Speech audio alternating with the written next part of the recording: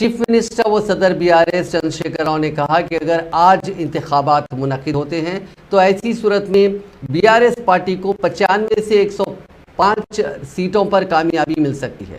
انہوں نے کہا کہ تمام سروے BRS کی تیسری میعاد کے لیے اقتدار میں آنے کی پیش قیاسی کر رہے ہیں۔ اس کے علاوہ سابق کے مقابلے میں اس مرتبہ BRS کی سیٹوں میں بھی خاطر خواہ اضافہ ہونے والا ہے۔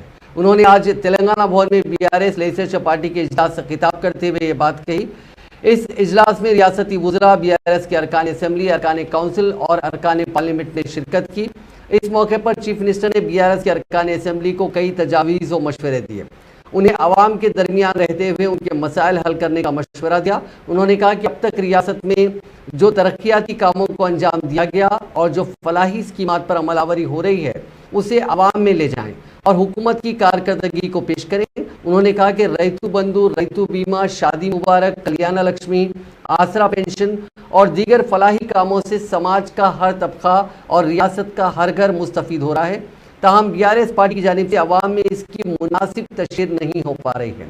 چیف منسٹر نے کہا کہ تلنگانہ کی تشکیل کے بعد BRS حکومت نے صرف 9 سال کے عرصے میں ریاست کی ترقی اور عوامی فلاح و بہبود کے جو کام کیے ہیں اس کی نظیر کانگریس کے 70 سالہ دور حکومت میں نہیں ملتی۔ کانگریس نے اپنے طویل اقتدار میں عوام کی فلاح و بہبود کے لیے کوئی کام نہیں کیے۔ انہوں نے کہا کہ مرکز کی BJP حکومت نے بھی تلنگانہ کی ترقی میں کوئی مدد نہیں کی۔